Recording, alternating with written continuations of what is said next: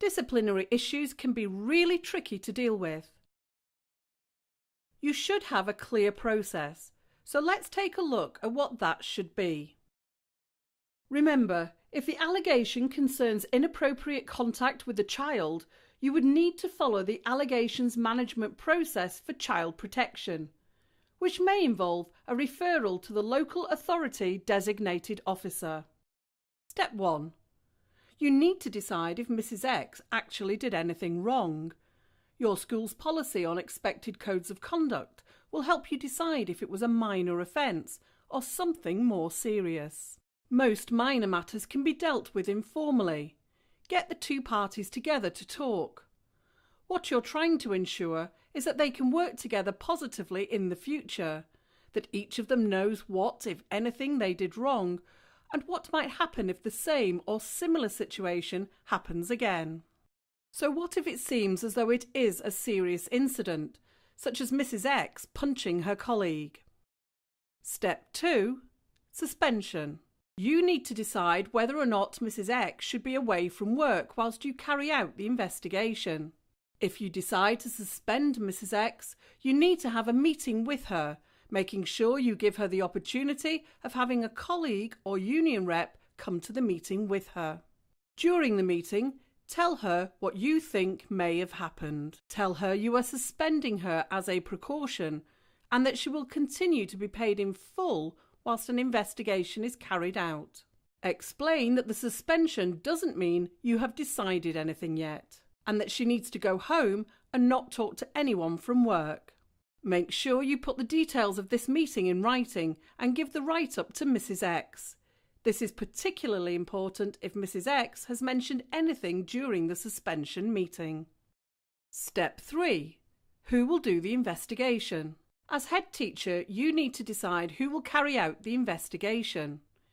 It shouldn't be you, but someone who has so far had no involvement in the matter and can look at everything with a fresh pair of eyes. Is there a senior member of staff who is capable of doing this, or do you need to bring in an external investigator? Step 4.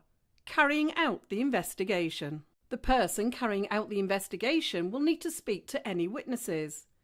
These conversations are formal meetings, and witnesses should be invited to a meeting in writing in advance and told that they have the right to have someone in the meeting with them if they choose. The investigator will review the witness statements and then interview Mrs. X.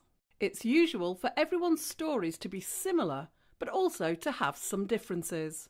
The investigator is simply trying to work out the facts and determine the likeliest event. Step 5. What did the investigation find? It may be that the investigation shows that nothing really happened. It was a non-event. Mrs. X would come back to work, the case filed away, and nothing more would be done. If, however, the investigator concludes that there was misconduct that requires further action, then you need to have a disciplinary hearing. Step 6. Preparing for a disciplinary hearing. You need to write to Mrs. X inviting her to a disciplinary hearing. Your policy will determine how much notice she needs to be given. You need to state what it is you believe she has done wrong, enclose all the evidence uncovered by the investigation, including the witness statements, and explain that she can bring a representative or work colleague, someone not involved in the case, to the hearing. You also need to decide who will actually be involved in the disciplinary hearing, for example, yourself, governors, etc. Your school policy may state who it should be. It's usually one person or a panel of no more than 3 people. Step 7. The disciplinary hearing. At the disciplinary hearing, both sides will review the evidence and discuss it thoroughly. Mrs. X should be given her chance to give her side of the story and respond to the evidence gathered during the investigation. And the panel hearing the disciplinary can ask Mrs. X about anything they still have concerns about. The panel will then need to make a final decision on whether Mrs. X did commit the alleged offence. Step 8. Possible actions after the disciplinary hearing. If Mrs. X did commit the offence, then the panel will need to decide what action they need to take.